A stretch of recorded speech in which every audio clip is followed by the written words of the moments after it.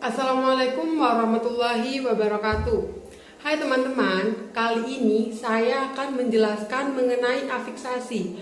Kalian udah pada tahu belum apa sih afiksasi itu? Afiksasi merupakan proses pembentukan kata dengan membubuhkan kata imbuhan pada kata dasar, sehingga memiliki bentuk dan makna yang berbeda. Fungsi kata imbuhan: 1. Membentuk kata benda, kata imbuhan yang biasanya dibutuhkan untuk mengubah kata dasar menjadi kata benda seperti pen, pe, per, ke, isme, wan, sasi, tas, penan, pean, peran, dan kean. Misalnya perkantoran, peran, dan wartawan, wan. 2. Membentuk kata kerja imbuhan yang biasanya digunakan untuk membentuk kata kerja seperti mem, ber, per, ter, di, kan, terkan, dan di. Misalnya menari, berkuda, atau bernyanyi. 3. Membentuk kata sifat imbuhan yang biasanya digunakan untuk membentuk kata sifat meliputi i, wi, ia, ter, al, ik, dan is. Misalnya agamis, manusiawi, duniawi, atau ilmiah. 4. Membentuk kata bilangan imbuhan yang biasa digunakan untuk membentuk kata bilangan seperti se, ke, ber, dan masih banyak macamnya. Misalnya ketiga, 10, berlima, kedua, dan lainnya. 5. Membentuk kata keterangan imbuhan yang biasanya digunakan untuk membentuk kata keterangan meliputi di, senya, nyaan, misalnya sepertinya, habis-habisan, seindah-indahnya, dan lainnya. Berdasarkan posisinya. 1. Prefiks atau awalan. Prefiks adalah jenis imbuhan yang letaknya di awal kata dasar seperti men, ber, ke, di, ter, pe, se, per, ter, dan lainnya. Contoh, imbuhan awalan meliputi mengambil, bermain, kesatu, disiram, terpandai, pengajar, selembar, perlambat, terbawa. 2. Sufiks atau akhiran. Sufiks adalah jenis imbuhan yang letaknya di akhir kata dasar seperti an, kan, nya, dan i. Contoh imbuhan akhiran meliputi timbangan, panaskan, beresi, bajunya, dan lainnya. 3. Infiks atau sisipan. Infiks adalah imbuhan yang letaknya disisipkan di tengah kata dasar seperti el, Contoh imbuhan sisipan meliputi melaju, temali, seruling, dan lainnya. 4. Konfiks atau gabungan awalan dan akhiran.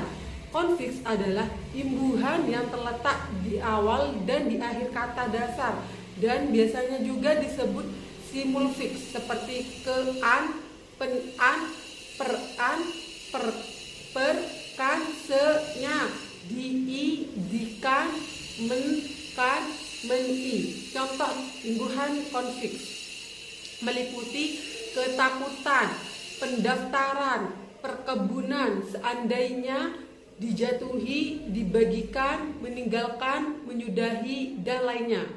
Apa sih N itu? N adalah nasal atau bunyi sengau, bunyi bahasa yang dihasilkan dengan mengeluarkan udara dari hidung, yakni nya. Contoh memanah yang berasal dari kata dasar panah, menyapa yang berasal dari kata dasar sapa. Dengan rumus me atau pe, n ditambah kata dasar yang diawali selain huruf i, m, r, y, w, maka akan melebur. Contoh, me plus taruh sama dengan metaruh atau itu salah. Yang benar adalah menaruh karena kata dasar taruh diawali huruf t, maka harus melebur p plus baca sama dengan pebaca. Itu juga salah. Yang benar adalah Pembaca, karena kata dasar baca diawali huruf B yang harus dibaca secara melebur. Juga contoh lain, me plus rasa sama dengan merasa, dibacanya tetap merasa karena kata dasar rasa diawali dengan huruf R yang dibaca tanpa melebur. Kemudian me plus wangi, mewangi, dibacanya juga tetap ya. Imbuhan berdasarkan penggunaannya.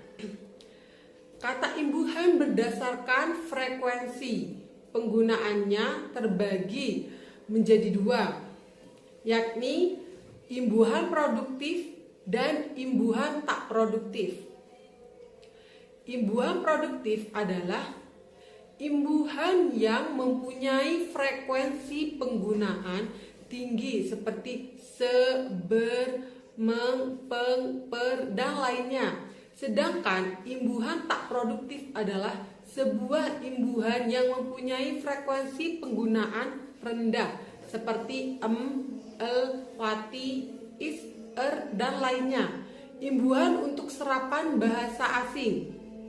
Imbuhan juga ada yang merupakan serapan dari bahasa asing seperti iman, wan, wati, iya, is, sasi, dan isme. Imbuhan tersebut diantaranya sebagai berikut. 1. Imbuhan bahasa Arab. Imbuhan bahasa Arab fungsinya sebagai membentuk atau penanda kata sifat seperti a dan i. Contohnya manusiawi, alamiah, alami, dan seterusnya. 2. Imbuhan bahasa Sanskerta. Imbuhan bahasa Sanskerta fungsinya sebagai pembentuk kata benda seperti man, wan, dan wati. Contohnya budiman, wartawan, pragawati, dan seterusnya. 3. Imbuhan bahasa Inggris. Imbuhan bahasa Inggris fungsinya sebagai pembentuk kata sifat seperti an, is, if, dan are. Contohnya imigran, presiden, egois, deskriptif, formal, dan lainnya. Sekian penjelasan mengenai afiksasi dari saya. Terima kasih. Wassalamualaikum warahmatullahi wabarakatuh.